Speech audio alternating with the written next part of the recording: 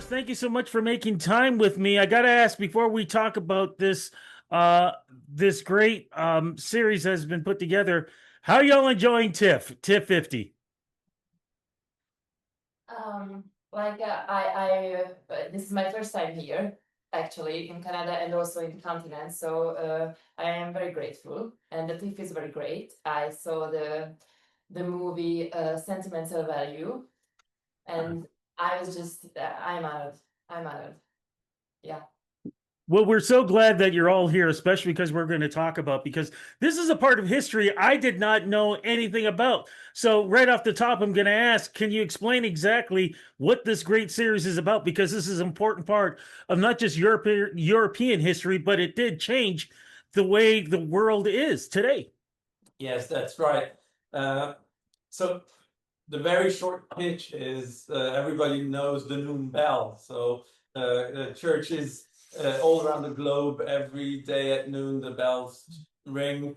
And it is because in 1456, a Hungarian man called János Hunyadi managed to stop the Ottoman invasion of Europe by uh, protecting Belgrade, where the Ottoman uh, forces were trying to invade Europe. And he managed with a small army and with the help of an Italian priest and his followers, he managed to fight off the Ottoman invaders. And because of that victory, the Pope declared that the bells have to ring at noon every day all around the world, and they still do. Why did you decide to focus on this particular story in history?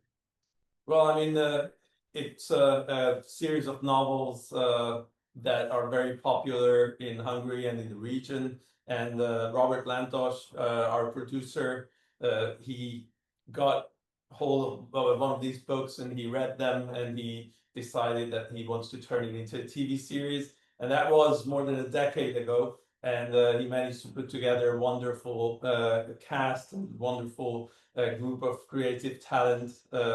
And here we are. And again, what you just said, amazing cast. And I would like to speak to the cast next on what was it like to portray each of these characters? Because again, you're portraying somebody who each historical. Well, would you like to start?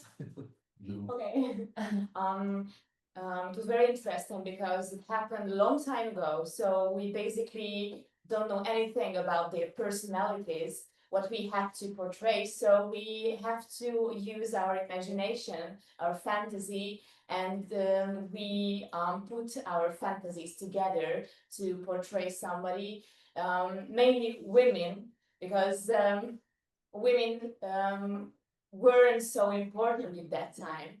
Yep. So we are we really wanted to focus on these stories and a little bit increase, the importance of them.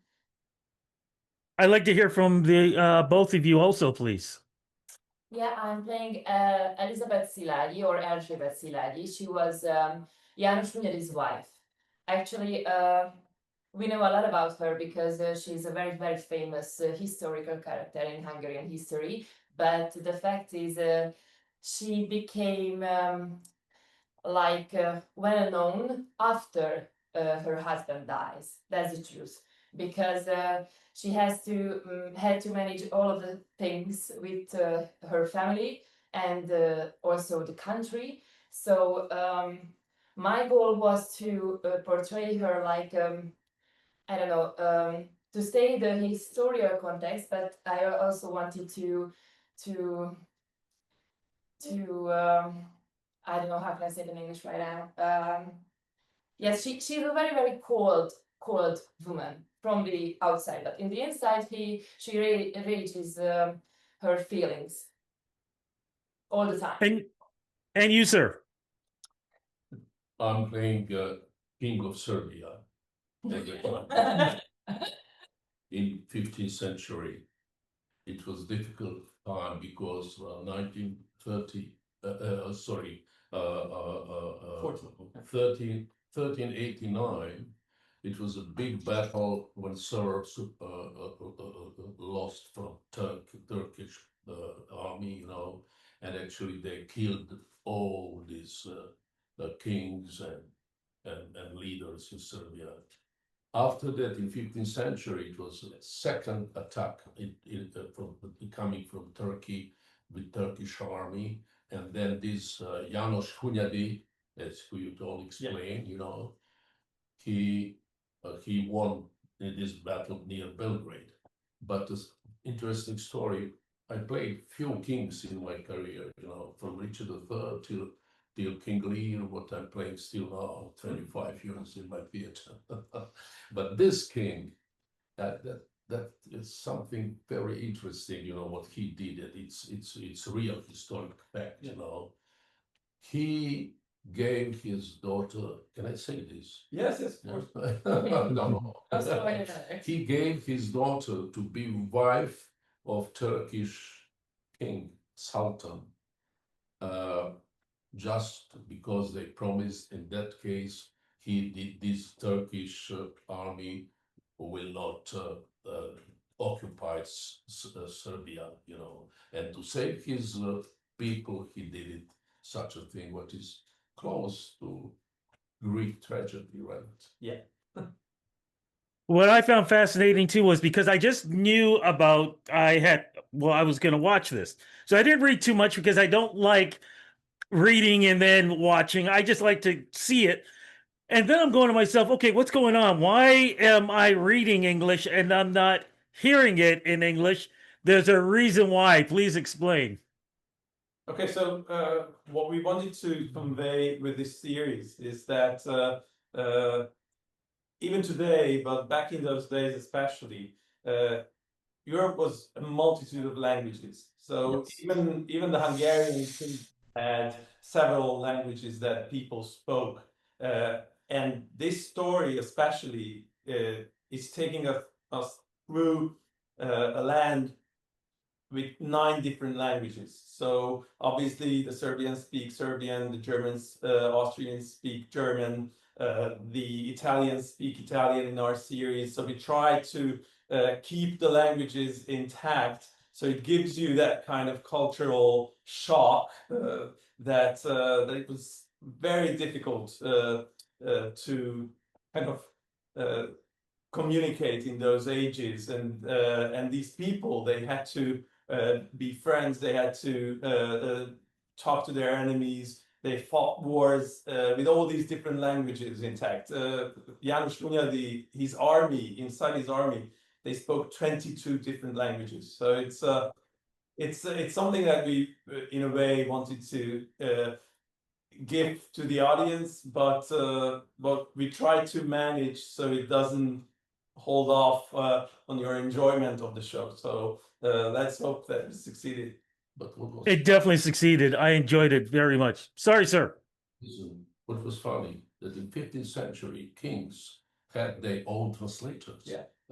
Yeah. I didn't know that. And this is the thing I enjoyed so much about this, because this is probably the most realistic, historic series that I've seen in a very, very long time. I know we have to wrap this up, but if we have time for each of you, what do you hope that viewers will get from this?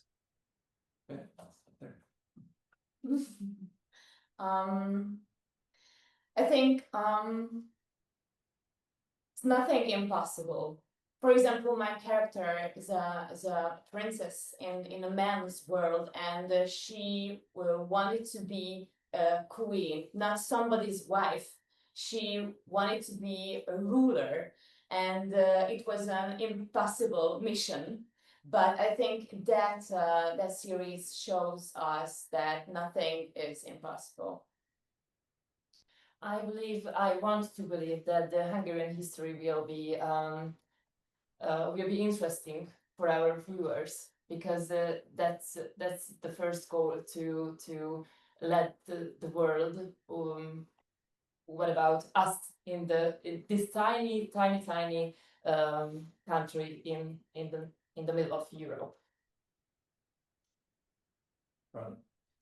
So what? So what? What? No, That's, you know what? We're gonna leave it there because I know we have to wrap this up right now.